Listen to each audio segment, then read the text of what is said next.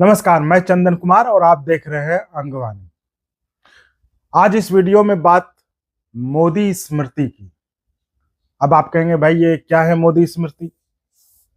जी, तो उसी मोदी स्मृति के बारे में बताने के लिए ये वीडियो बनाया मैंने। एक थे महर्षि मनु, जिन्होंने मनुस्मृति की रचना की थी। हालांकि मनुस्मृति हमेशा से विवादों में रही है, कारण ये कि एक तरह से मनुस्मृति को ही जिम्मेदार माना जाता रहा है अपने देश में जाति व्यवस्था के लिए। और कहते हैं इसी मनुस्मृति के कारण जो है ये जातिगत भेदभाव जो है अब तक चल रहा है। तो आइए बात करते हैं मोदी स्मृति की।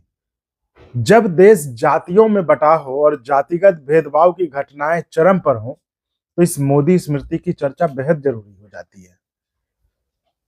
तो सवाल यह कि क्या यह मोदी स्मृति देश की सदियों पुरानी जाति व्यवस्था और जाति के दंश से जो लोग पीड़ित हैं उनको जाति व्यवस्था से बाहर निकालकर बराबरी का और सम्मानजनक जिंदगी का देश बनाने में सफल होगी ये मोदी स्मृति? सवाल ये है। अभी आप कहेंगे भाई है क्या मोदी स्मृति, बताओ तो ये बता रहा हूं, तो आइए बताता हूं विस्तार से। एक थे महर्षि मनु, जिन्होंने मनुस्मृति के जरिए समाज के लोगों का वर्गीकरण समाज में किए जाने वाले कार्यों के आधार पर किया था। मनुस्मृति में समाज का वर्गीकरण का आधार तो कर्म था, लेकिन कालांतर में उसे जाति आधारित बना दिया गया। मनुस्मृति के अनुसार समाज को 4 वर्गों में, यानी 4 वर्ण कह लीजिए, 4 वर्णों में बांटा गया था: ब्राह्मण, क्षत्रिय, वैश्य और शूद्र।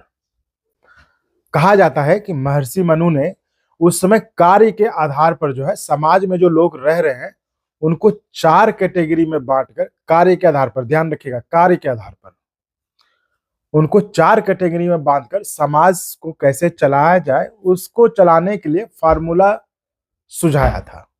और उन्हें भी शायद उस समय अंदाजा नहीं रहा होगा कि उनके बाद कैसे इसे जाति आधारित बना दिया जाएगा।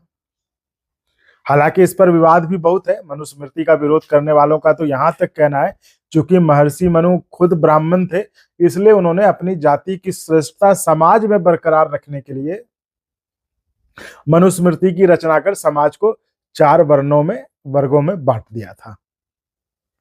खैर, राजनीति अलग, यहां मैं आपको बता रहा हूं मोदी स्मृति के बारे में। वैसे तो आपको पता ही है, फिर भी बता देता हूं कि मनुस्मृति के अनुसार पढ़ने पढ़ाने वाला यानी ज्ञानी विद्वान जो होते थे उनको ब्राह्मण माना जाएगा। ये उसमें ऐसी व्यवस्था थी। देश की रक्षा करने के लिए रणभूमि में जाने वाला वो क्षत्रिय कहलाएगा। व्यापार के जरिए समाज और देश को गति प्रदान करने वाला वो वैश्य कहलाएगा। तो इन सब की सेवा करने वाला शूद्र की कैटेगरी में आएगा। तो इस तरह से उन्होंने कार्य के आधार पर मनुस्मृति में महर्षि मनु ने समाज को कैटेगराइज किया था। इसके अनुसार मान लीजिए कोई जन्म से शूद्र है, लेकिन वो पढ़ने और पढ़ाने का कार्य कर रहा है, तो वो शूद्र में जन्म लेने के बाद भी कर्म से ब्राह्मण माना जाएगा। लेकिन ऐसा हुआ नहीं। ध्यान देने वाली जो बात है वो यहाँ यह है कि मनुस्मृति में महर्षि मनु ने जो ये क्लासिफिकेशन किया था वो जाति के आधार पर नहीं था, बल्कि जो व्यक्ति जो काम कर रहा है उसके आधार पर था। लेकिन कालांतर में समाज में वो लोग, मतलब जिन जिन लोगों का प्रभाव था समाज में, उन्होंने इसको जाति आधारित बना दिया ताकि उनकी प्रभुता, उनका जो प्रभाव था वो बना रहे। अब प्रधानमंत्री मोदी की मोदी स्मृति के अनुसार देश में सिर्फ, फिर बता रहा हूं, प्रधानमंत्री मोदी के अनुसार, मोदी की मोदी स्मृति के अनुसार देश में सिर्फ 4 ही जातियां हैं। उन्होंने भी 4 जातियों में ही बांटा है। अब वो क्या है वो मैं बता रहा हूं। पीएम मोदी ने भी समाज को 4 भागों में ही बांटा है। मध्य प्रदेश, छत्तीसगढ़ और राजस्थान में जो भी पार्टी की प्रचंड जीत हुई, उसके बाद पार्टी मुख्यालय में संबोधित करते हुए प्रधानमंत्री मोदी ने साफ साफ कहा कि वो सिर्फ 4 जातियों में विश्वास करते हैं, सिर्फ 4। और वो है महिला, युवा, किसान और गरीब।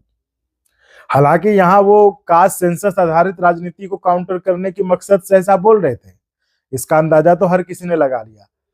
अब जैसा कि बिहार में कास्ट सर्वे के बाद से अगड़े पिछड़े की राजनीति यानी 2024 का चुनाव जो है मंडल वर्सेस कमंडल की धुरी पर लड़े जाने के कयास लगाए जा रहे थे, तो पीएम मोदी के इस बयान को कास्ट सेंसस की काट के तौर पर ही जो है देखा जा रहा था।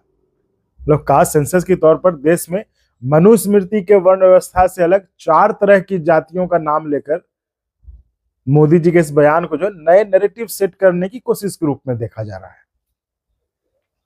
हालांकि अब ये तो वक्त ही बताएगा कि पीएम मोदी का जो नया क्लासिफिकेशन यानी कि पीएम मोदी की जो मोदी स्मृति है, जिसमें उन्होंने 4 भागों में समाज को बांटा है, वो कितना और कैसे जो है उसे देश की जनता स्वीकारती है।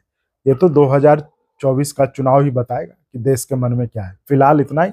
आपको हमारा यह प्रयास पसंद आ रहा हो तो चैनल को सब्सक्राइब करना नहीं भूलिएगा, और हाँ, इसे सिर्फ अपने तक नहीं रखिएगा, इसे अपने आस पास पड़ोस सगे संबंधी दोस्त रिश्तेदार से भी शेयर करिए और सब्सक्राइब करवाइएगा।